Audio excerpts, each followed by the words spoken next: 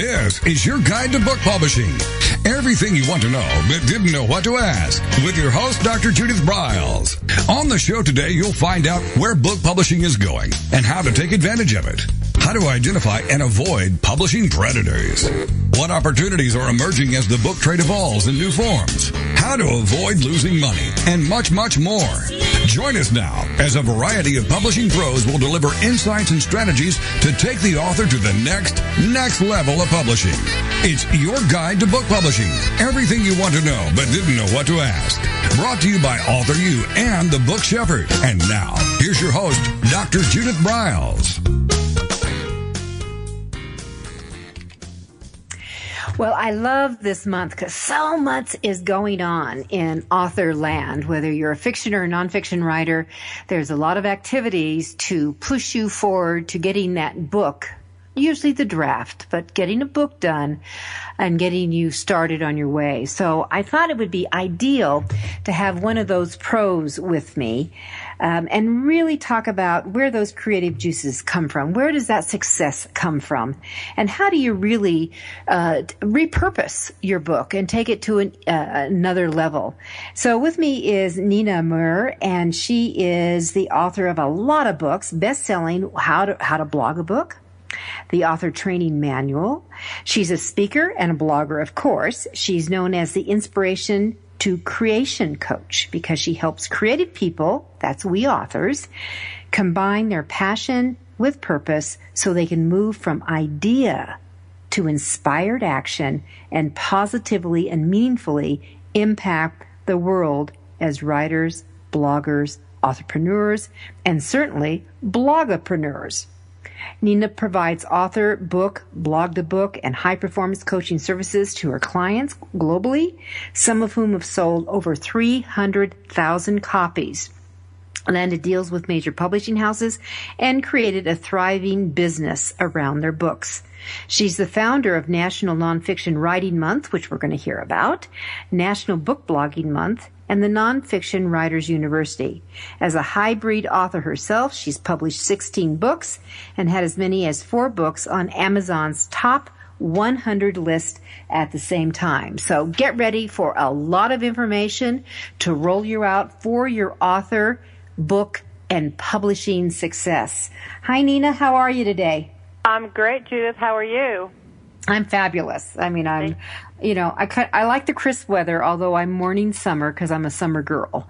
As it moves along, and certainly the leaves are dropping everywhere. So we can use that as a metaphor. What kind of ideas, creativity is going to be dropping into our listeners? Really idea bin so they can get them going. So why don't we just kind of start off with, and let me just throw a question at you. Okay. In your years, how many years have you been working with coaching with authors? Oh my goodness. I don't know. You catch me off guard here. Geez. I mean, I've been in the industry for probably 40 years now, and probably been coaching a good 15 of them. I mean, I've been editing longer than that, so a long time. Because when you edit, you're still coaching, because you're still, I started Always. Coaching, Great. back, quite, I can't even remember, Judith, but, when you're working with when you edit a manuscript, you're still coaching the author to help them improve that manuscript, as you know. So a long time, probably a good 25 years. So between the two of us, we are kissing over 6 decades. Yeah. 6 it's a little decades. sad to think about. Oh my God. So, all right. Well, it matches my silver hair that we have. Yeah, I got some little silver streaks in there myself. Well, I'm no longer chemically dependent. I just let that go. All right, so let's just jump into this. So, in your experience, what are the things that an author really needs? That writer that transitions to becoming an author, what do they really need to become successful? Well, I think the most aspiring authors think that they need just a good idea and writing skill. And while you do need a good idea and writing skill, that is not all you need. To really succeed as an author today, you need to be a good business partner or a good business person. You also need to have the right attitude. So no matter how you publish, you really need to have business savvy, because today, in order to sell books, which means to get your books read, really, because if they're not selling, they're not getting read. So to sell books, we have to know how to make that happen. We need to know how to get them in our readers' hands. And if you go the traditional publishing route, a publisher is looking for someone who has the ability to get books in readers' hands. And if you self-publish, you're the publisher. And so you have to be looking at yourself and evaluating whether you can do that. So, all this talk about author platform and book promotion, these go hand in hand. Your author platform is what you need before your book is released in order to actually have someone to sell books to in your target market. So you need to be building all of this, and it requires some business savvy to do social networking and know how to promote well and how to do it in a way that isn't spammy and all of this. Not only that, let's use the traditional publishing model first. If you want to be traditionally published, what you have to understand from a business perspective is that what you are doing is you are actually going to a publisher and asking them to be your venture capital partner. It's like a startup. You are saying, I have a product I want to bring to market, an idea. Really all it is an idea at that point, an idea for a product. And your product is the book. And you're saying, would you fund this? Would you back this financially and bring it to market? Will you produce it, manufacture it, and distribute it for me? And they look at you, the publisher looks at you then as the aspiring author and says, are you a good business partner for us? Can you write, can you produce the manuscript, the product that we will then manufacture? And not only that, can you help us sell it?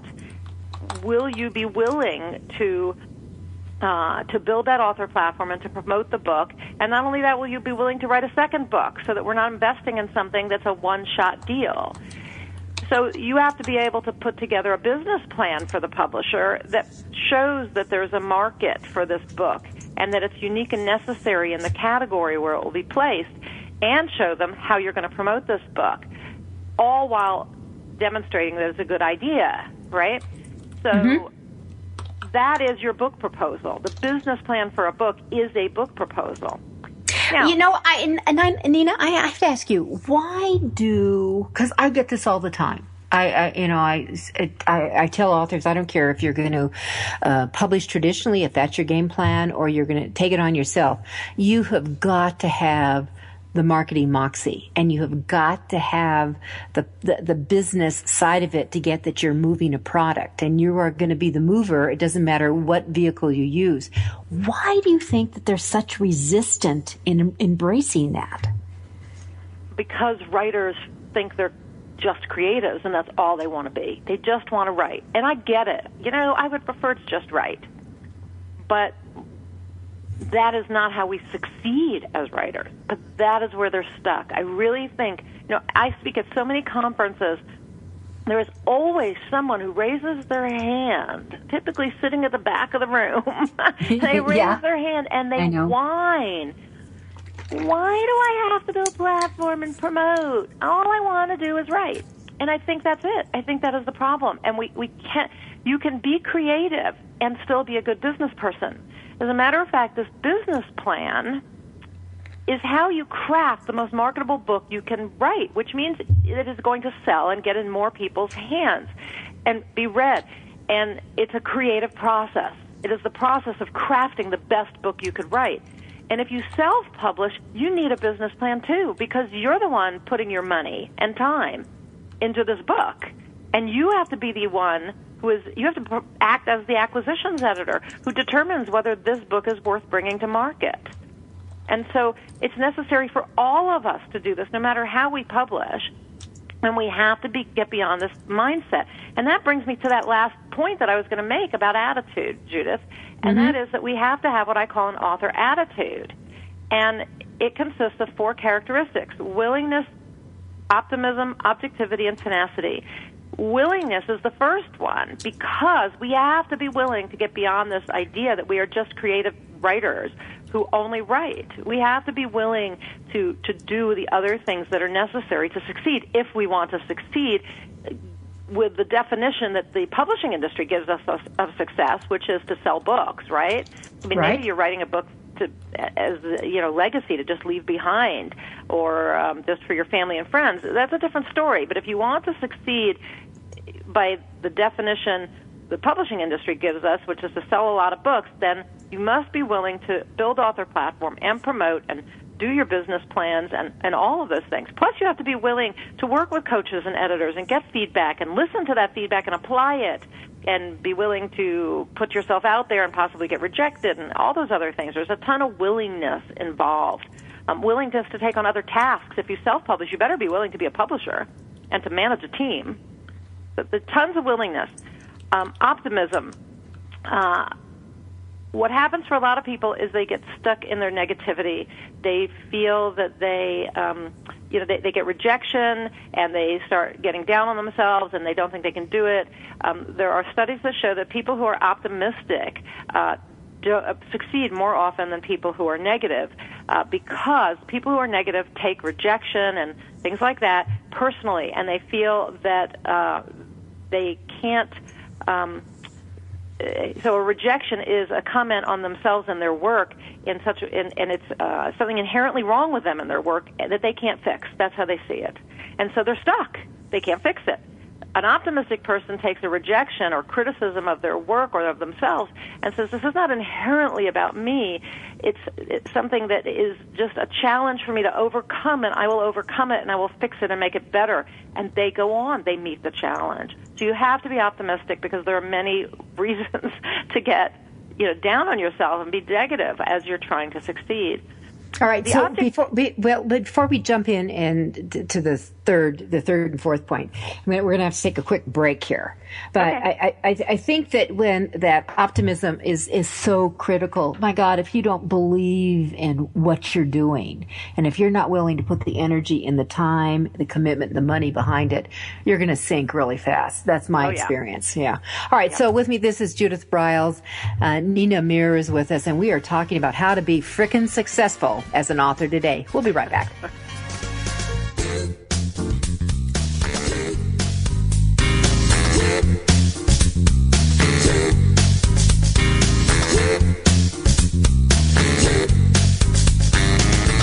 This is your guide to book publishing. Everything you want to know but didn't know what to ask. With your host, Dr. Judith Briles. And we'll be right back with more great information right after these. Many of us have dreamed of writing a book. Some of us even have. Then the hard work starts. You'll need an editor. Who will design the cover or typeset the pages? Who will format the ebook? If you're a business owner, consultant, or coach with a serious message and expertise to share, the team of experts at 1106 Design can guide you through the maze. They've helped more than 1,000 authors create top-quality books and avoid the not-so-reputable self-publishing companies.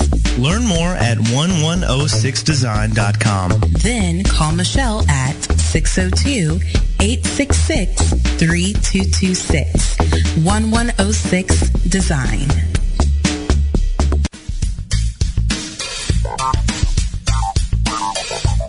Is there a book in you or another? AuthorU will show you how to create, develop, and publish your book without being hoodwinked. If you already have a book out, you'll find a supportive and brainstorming community that's connected and creative no matter where you live. AuthorU brings in national experts for its book camps and annual author extravaganza held each May. It has regular meetings and delivers webinars for its members on timely topics. Through AuthorU's extensive network, members enjoy exclusive benefits, including significant discounts for a variety of services necessary to publishing. The Resource, its online book publishing news magazine, is content-heavy and it's free. If you want to create a book that has pizzazz, punch, and panache, AuthorU is for you. If you're a hobbyist or a casual author, it's not. Join AuthorU today through its website at AuthorU.org. Follow AuthorU on Twitter at AuthorU and on Facebook at AuthorU, where timely author and publishing tips and articles are posted daily. AuthorU, where the author goes to become seriously successful.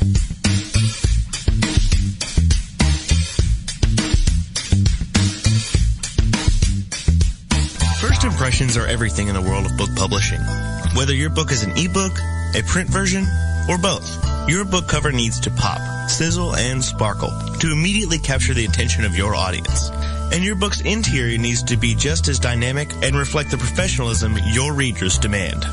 Nick Sellinger of NZ Graphics has won numerous national and international book awards for his cover designs and interior layouts.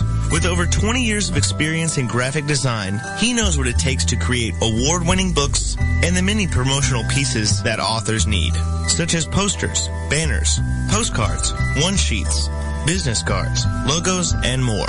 Visit ncgraphics.com and see what authors and publishers have to say about their award-winning books and how NZ Graphics can make your book the success it was meant to be. That's nzgraphics.com. Welcome back to your guide to book publishing.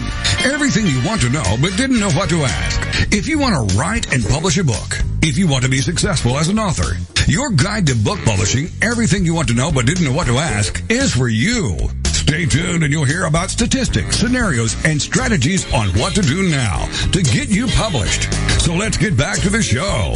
And here again is your host, Dr. Judith Briles. All right, so we were going through the 4, and not just tips, the 4 components of the characteristics for building the author attitude with Nina Amir. But what we're really talking about, essential components. You know, they're not just characteristics; these are essential. Wouldn't you say, Nina? Oh yeah, I think these are. But without these, I think it's very difficult to succeed as an author. All right, so we hit number 1 and 2, which were willingness and optimism. Okay, willingness and optimism. We're on to objectivity and tenacity, which, by the way, this spells the word woot, like in Arsenio Hall. So you should be able to put your fist up and say woot, woot, woot if you have all 4 of these, because you're going to succeed. Mm-hmm. But so let's go on to objectivity. There are a lot of opportunities to be objective as you become an author. You know, we talked about working with an editor briefly. So when somebody edits your work or you get a response from an agent, anything like that, you know, you have to be objective and hear what's being said or be able to read what's been written to you with some objectivity and actually take it in and see whether the advice or the criticism is worth putting to use. You can't just say, oh, they're stupid and slough it off, because that's not how we improve. So there are lots of opportunities like that when we get reviews of our books, you know, where we really need to be objective. But more than that, we need to learn to be objective in the sense of putting ourselves in the shoes of someone who would actually evaluate the marketability of a book idea. And that is an acquisitions editor at a publishing house, the person who actually acquires manuscripts. So whether you let me put it this way. If you self-publish, you are the acquisitions editor. Yes, it's your idea, but you have to decide whether that idea is marketable, so you evaluate it. If you go with a traditional publishing house, I want you to actually develop that type of objectivity before you ever submit to a publishing house or to an agent. So this is the objectivity you need. You need to be able to see through their eyes whether your book is marketable. And that's where that business plan comes in again, because that's what you're using. That's what they use, is a book proposal or a business plan, and that's what you're going to use to evaluate your idea. So that's the objectivity part, is to learn to see through their eyes.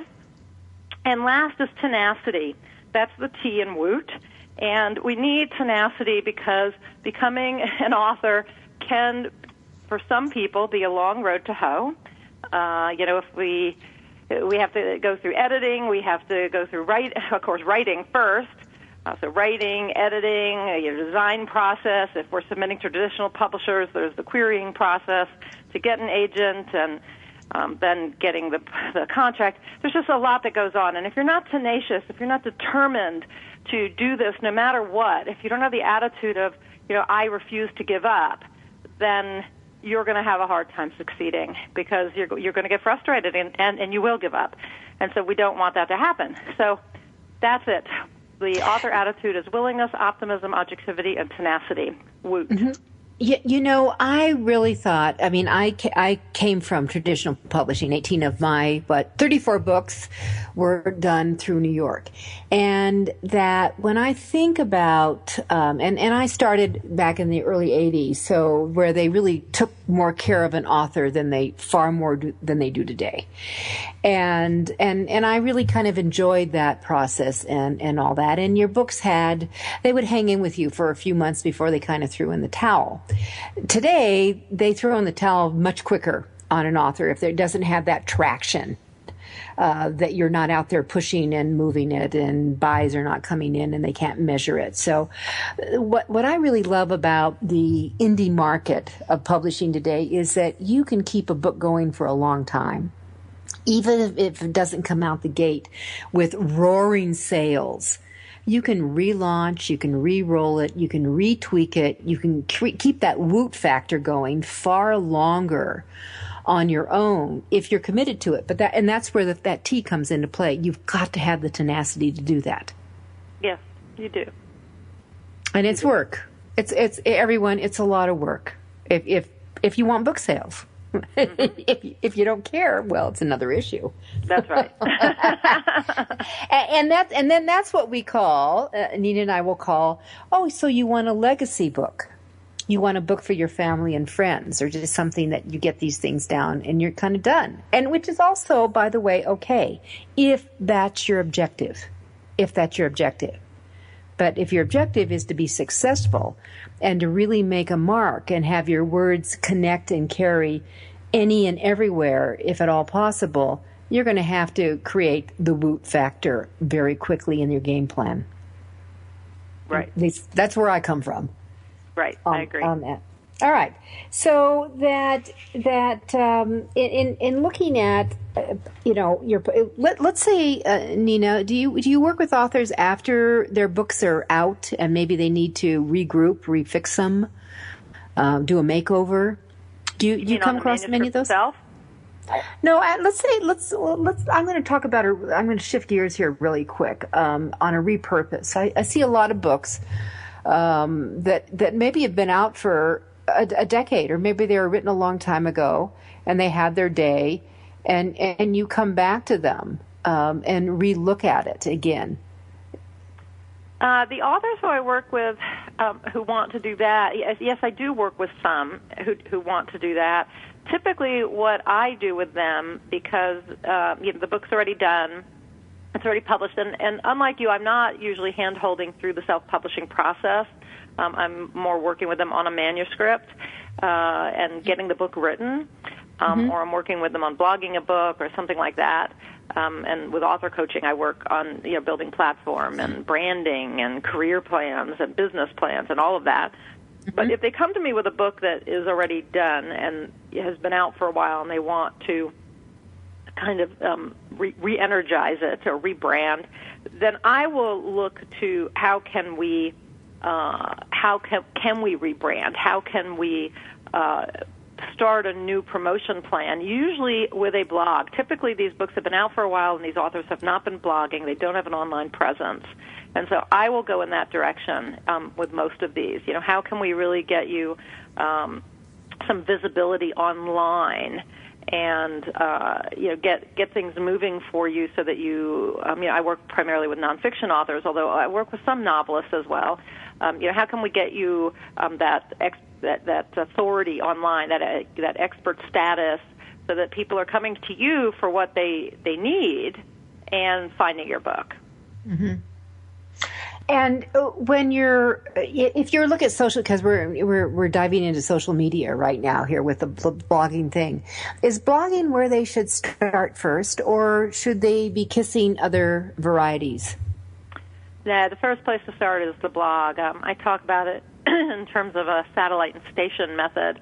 If you think about like a radio station, it would have the main station, which is on the ground, right? And it's your main station where you're broadcasting your message. And that, you should consider that like your blog. A blog is a website. It's your home in cyberspace. And every author needs to have a home on the internet, and so, where they're broadcasting their message. And so that is your blog.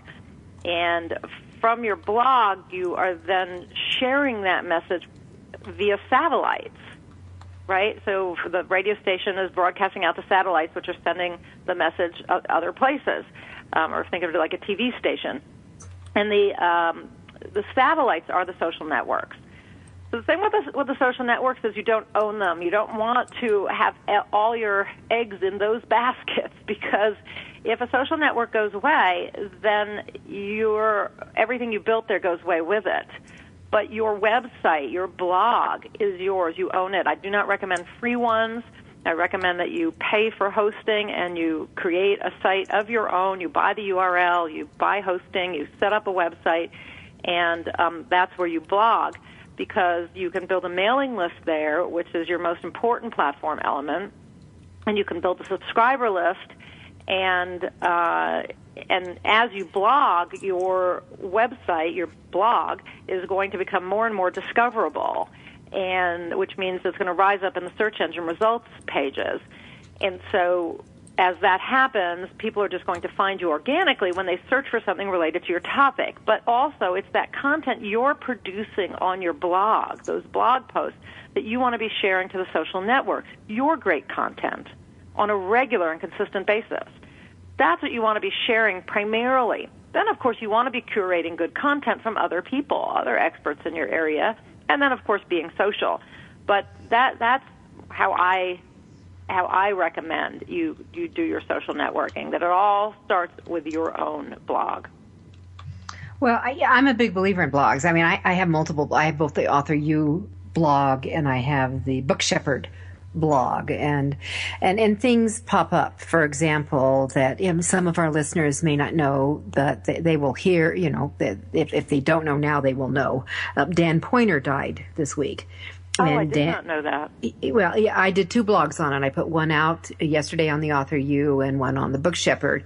Dan was a 30-year friend, long time friend of mine, in doing that, and I knew it was imminent, and they had kept me in touch, and I knew what was going on, because one of the things that we did, well, you know what? We're going to take a break. We'll come back and talk about Dan, but lots happens, but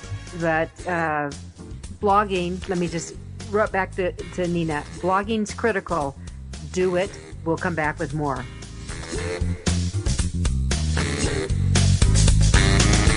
This is your guide to book publishing. Everything you want to know but didn't know what to ask. With your host, Dr. Judith Briles. And we'll be right back with more great information right after these. Since 1987, Color House Graphics has set the standard for quality book production. Whether you decide to print a small quantity of books or need a large print run, depend on Color House to help you. You'll receive professional help and advice the moment you reach one of our representatives. If you mention hearing about us on your guide to book publishing with Judith Briles, we will provide you a discount on the first order you place. To speak with a project manager, call us toll-free at 800-454-1916 or visit us at www.colorhousegraphics.com.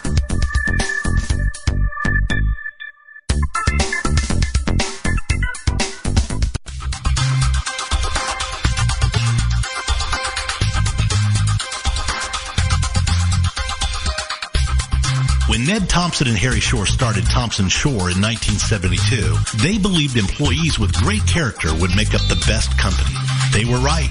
They hired people who were not only experts in bookmaking, but who were obsessed with quality and delivering exceptional customer service. Almost 40 years later, Thompson Shore remains a 100% employee-owned company. Ned and Harry knew that successful customer projects are a direct result of empowered employees. We specialize in all books for large and small publishers. Creating beautiful and well-made books, we're dedicated to pleasing our customers by making the experience a good one from start to finish. The personal touch we have with our customers allows us to be innovative in solving their most difficult challenges. Our platform also ensures that we can remain flexible to meet our customers' unique needs and expectations. Our marketing kit can create buzz for your title title, Enhancing the Promotion of Your Book During Infancy. When you need to test the market to gauge your future sales, we can provide digitally printed books that will transition seamlessly into a larger offset run. From ebook to hard copy to delivery, our skillful customer service teams are at the ready to answer your most pressing question. At Thompson Shore, we know that making the highest quality books requires more than just best technologies. It requires superior customer service, professionalism to the trade, and commitment to environmental and social values. With these standards of excellence in place, you can be sure that we will always help you put your best book forward.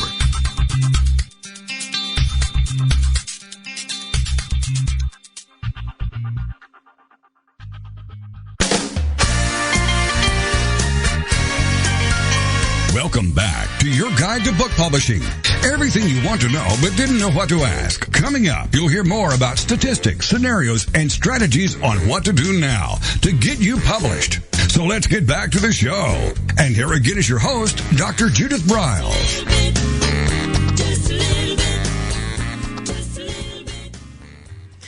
My guest today is Nina Amir. She is a book coach. She is a blogging coach. She is the author of How to Blog a Book, which I love that title, and the Author Training Manual. And she really is known as an inspiration to creation coach, to really get the book out of you to be the best book that it can be.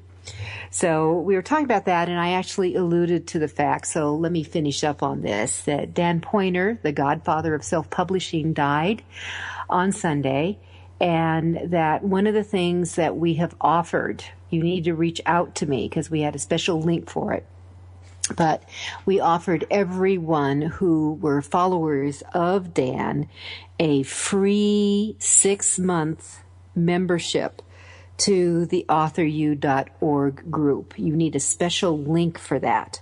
So if you are interested in taking advantage of the free 6 months because of your connection with Dan, he wanted to make sure that all his followers and supporters had the ability to continue topical, current, and supportive publishing information. That we, dream this up during the summer because Dan we knew he was on the decline and transitioning out, and he would no longer be doing his publishing pointers. So that you would get our quarterly e-zine plus a lot of other information. So if you're interested, if you will just email office at AuthorU.org, office at AuthorU.org, and just say, you could put Dan Poynter in the subject line and we know what you're after, and we'll get you the link to take care of it. Okay, so transition back, segue, to the different components. And we were talking about blogging and the essential, and I put down in my notes, blogging is the cornerstone of what you're looking for and what you need. Go ahead. I'm sorry. Go ahead. No, go ahead. I was just going to add, though, that one of the complaints I hear the most often about blogging is that it takes you away from your writing. And, you mentioned my book, How to Blog a Book, and the thing that people fail to see is that you actually can turn your blog into a book production machine. It does not have to take you away from writing your book, especially if you are a nonfiction author.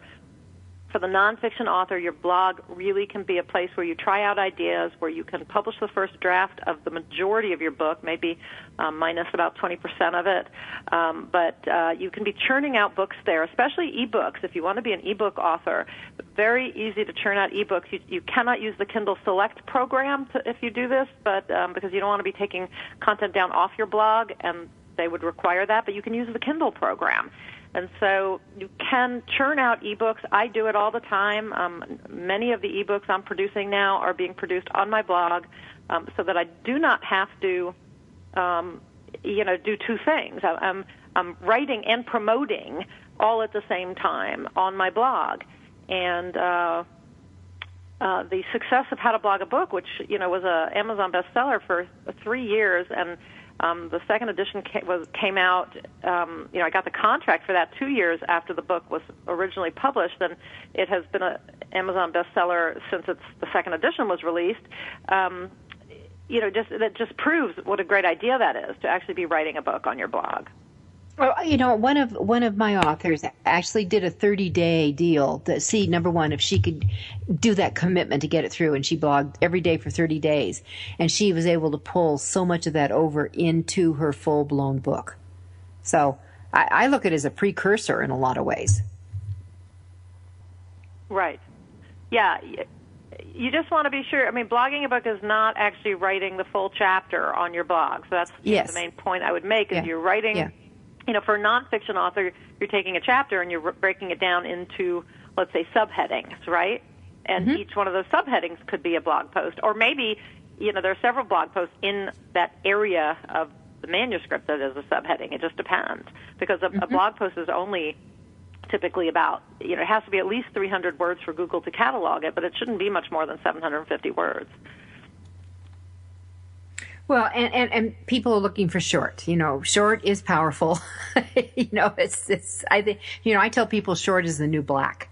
And that, I was talking to someone who came to one of my coaching workshops that I do once a month on Saturday mornings, and she said, I've got 600,000 words, and I said, gag me.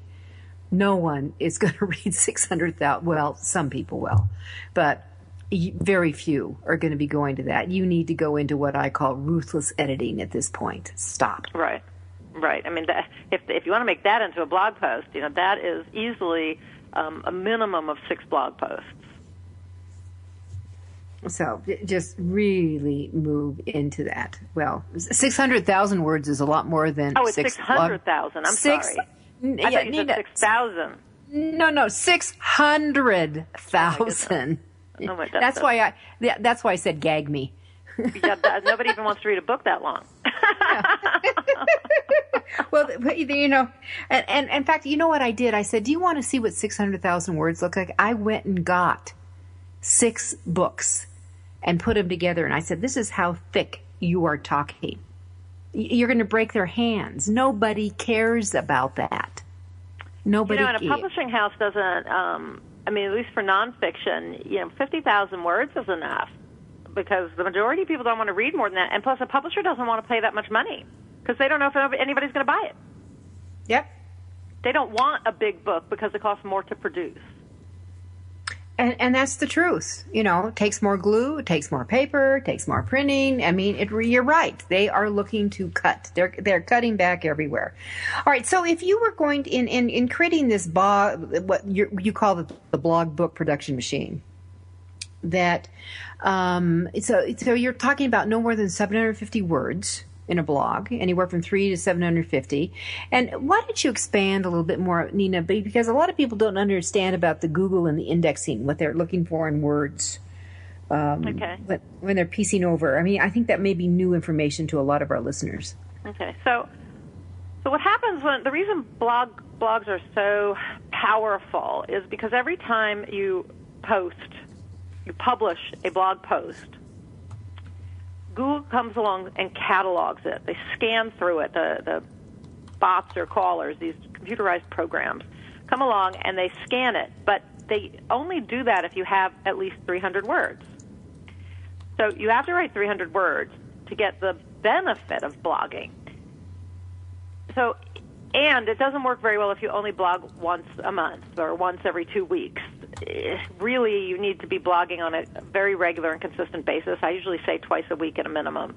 But if you're new to blogging, the more you blog, the better, because every time you publish a blog post of 300 words to, let's say, 500 words, so this, if you're a writer, this is not a lot of content. You're going to churn this out. And when you do that and you publish it, Google comes along and scans through it and decides what you wrote about. That's where these keywords come in.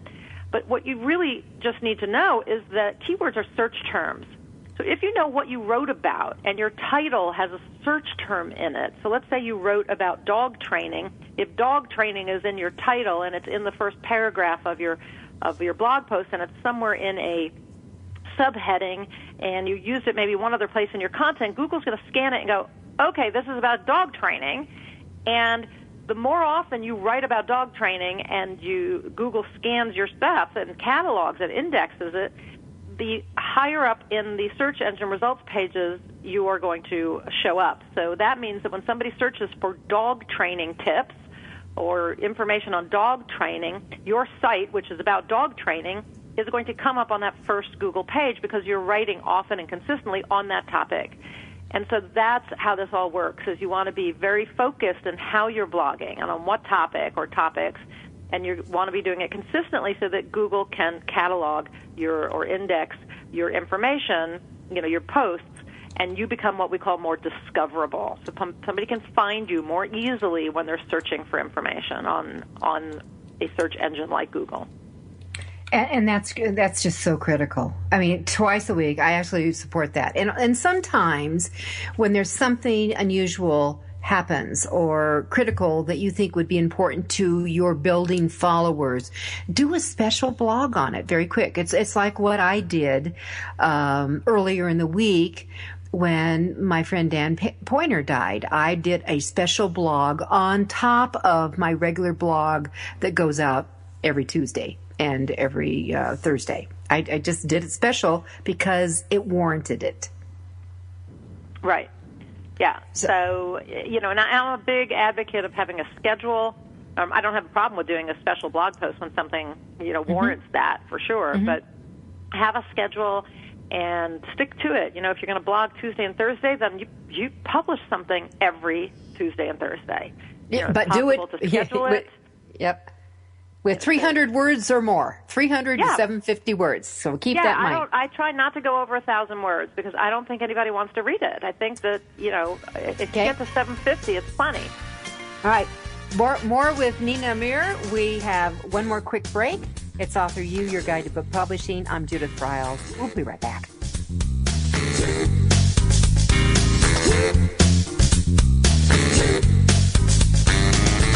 This is your guide to book publishing. Everything you want to know but didn't know what to ask. With your host, Dr. Judith Briles. And we'll be right back with more great information right after these.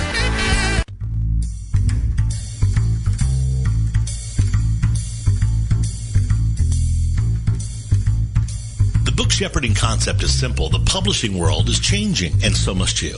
You need an experienced shepherd and a guide to partner with you as you create, strategize, develop, publish, and achieve your publishing goals. You can't do it alone without paying the price. You can spend your money creating a book that turns out to be so-so, or you can create a book that looks and feels classy, builds your brand, and is a financial success, a bestseller.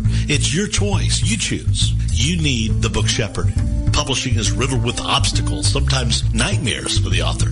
You don't need problems. You want solutions. Dr. Judith Briles will shepherd you through the maze and the chaos. At times, she's had to step in and rescue a book that has been sabotaged by a publisher or by a publishing service provider or sometimes even the author themselves. Judith Briles is the book shepherd if you want to create a book with no regrets. Give her a call today. 303-885-2207. That's 303-885-2207. Or email her at judith@briles.com. By the way, Briles is spelled B-R-I-L-E-S. Follow Judith on Twitter at My Book Shepherd and on Facebook at The Book Shepherd.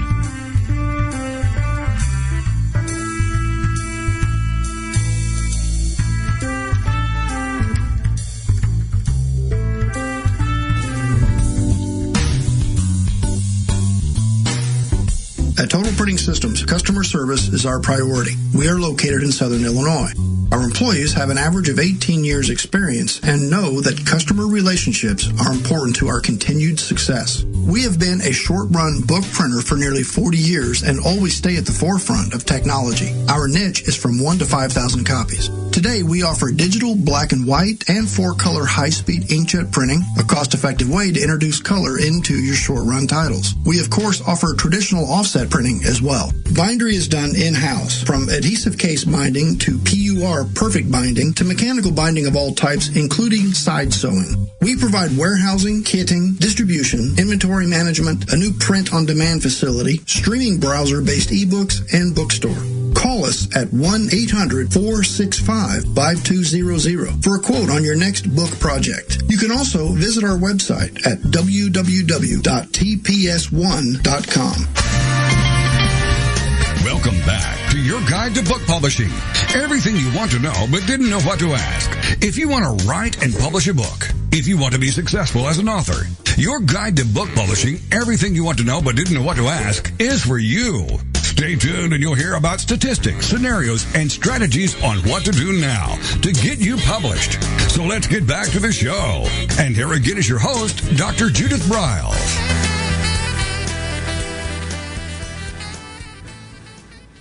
Oh, I love it that our shows go so fast, and sometimes I hate it that they go so fast because there's so much information and the gems, and Nina Amir has really dropped in a ton of gems for us in writing and the essentials of blogging and wooting, and really we're talking about being successful.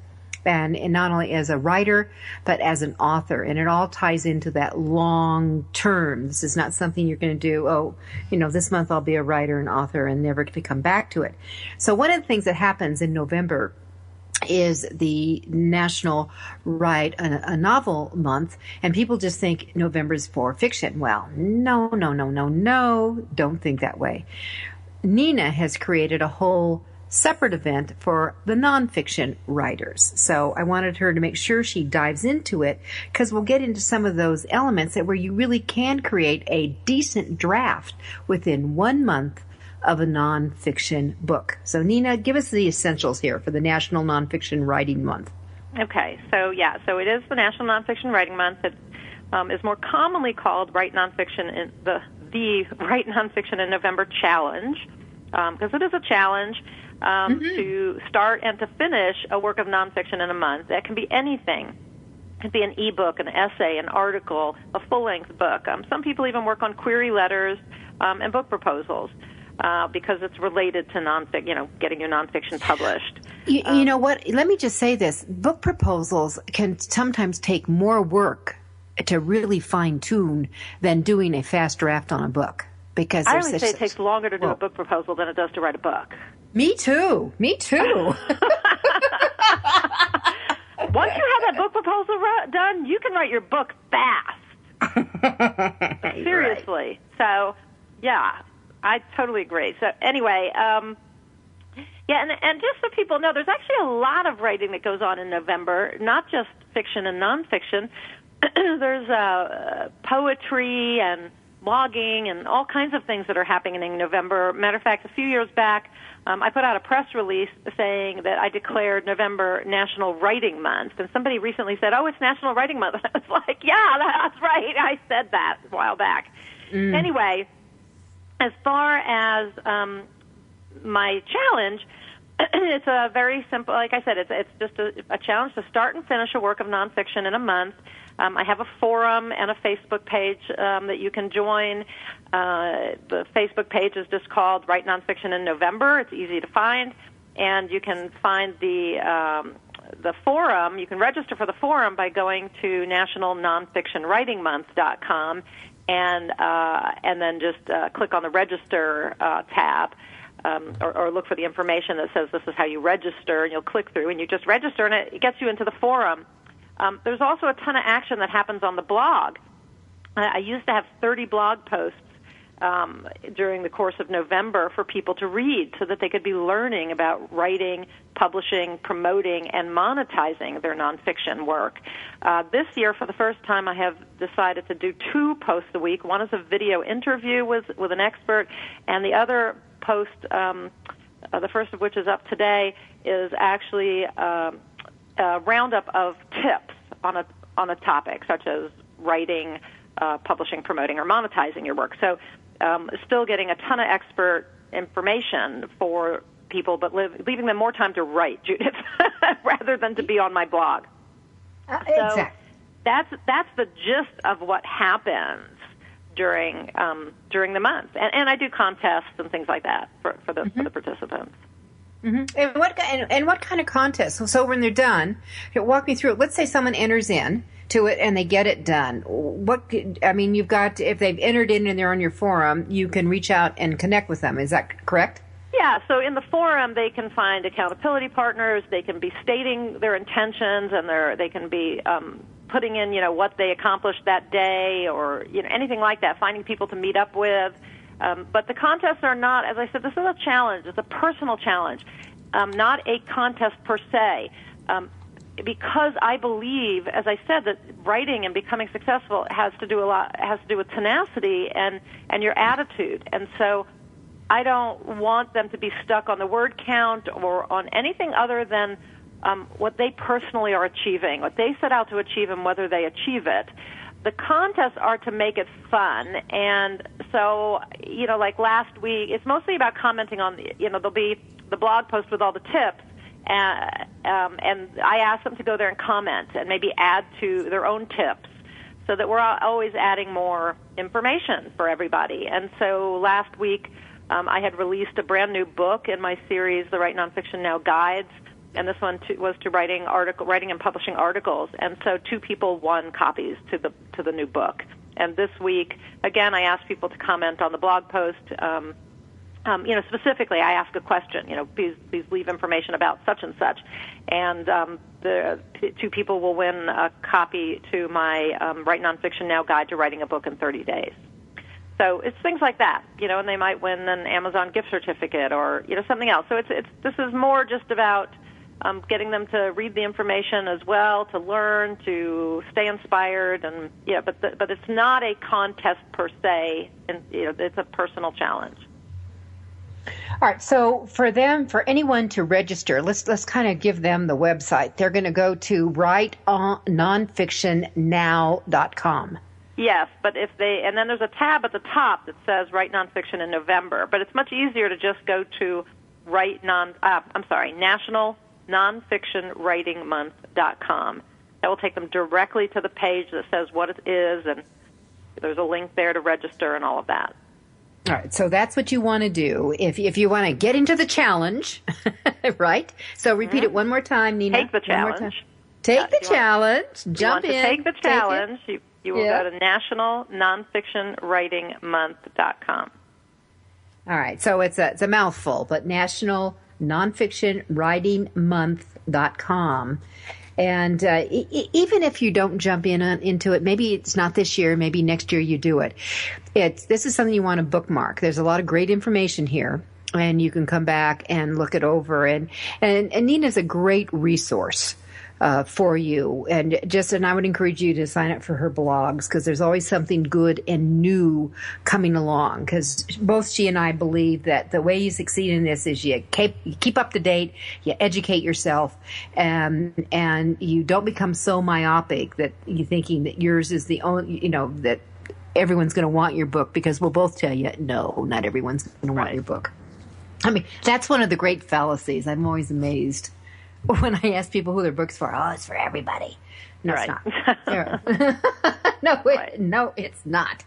All right. So some last minute tips here that how can they become a more productive writer, especially if they're going to be taking the challenge? What can they do, Nina, to become more productive and accelerate? The main thing is to get very focused. People are always talking about I don't have time, life gets in my way. I just don't get the writing done. Writing is a habit. We always talk about that. The writers write. But sometimes it can be difficult, and so we want to develop the habit of focusing attention. We can't manage time, okay?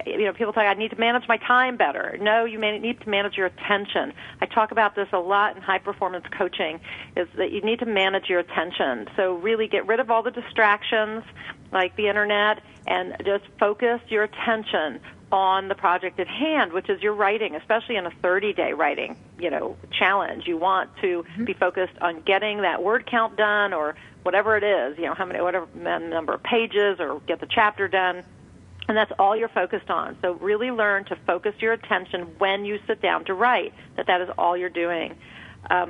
If you need help developing the habit of writing all year long, blogging is a great way to do that, because you're writing on a schedule and you have a deadline. Every week there are deadlines for your blog posts. I also like the deadline of these challenges that happen in November.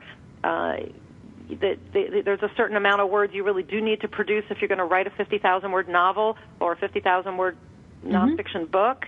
You have to produce 1,600 or so words per day. So these kind of things make you more productive when you know, I have to do this. This is what I have to get done. So that's clarity. Another high-performance trick is clarity, having real clarity about what you have to accomplish. And that is actually one of my staff members is doing the fiction side. He's signed up, he's ready to go, he writes horror, so he's doing that. But that's the clarity and the schedule and have to do it. So, as I said, that if maybe this year isn't the year you do that, or maybe you've just finished something and you're breathing, but plan on, setting up for next year. Just calendar it right now. Get ready. And it doesn't have to be November. Maybe it's December for you, or January, or maybe you do it once a week. You have, a day that is your writing day, and that's, you have a challenge once a week to produce, 5,000 words in that day, or whatever it is. But keep in mind that there are other habits that make you more productive, like eating well, sleeping enough, taking frequent breaks. Don't sit at your desk for 3 hours. Take a break every hour. Get up and move and breathe. These are all things that help. Again, these are high performance concepts that I talk about a lot. It has to do not just with sitting there, button chair, hands on keyboard typing. It has to do with keeping your brain vibrant and awake, and keeping your body vibrant and awake and energetic. You have to have the energy for this. All right. So with that, we're going to have to de-energize now. We're at the end of the show. So I'm going to encourage everyone, make sure you go to the National Nonfiction Writing Month.com and check out what's going on. Sign up for Nina's blogs. Participate. But really, anyone can be successful here, I believe. Well, majority in writing, but you just have to commit, have clarity, and do it. Do it. This is Judith Briles. It's AuthorU, your guide to book publishing. We'll be with you next week. Thank you for being a part of Your Guide to Book Publishing. Everything you want to know but didn't know what to ask. With your host, Dr. Judith Briles. Each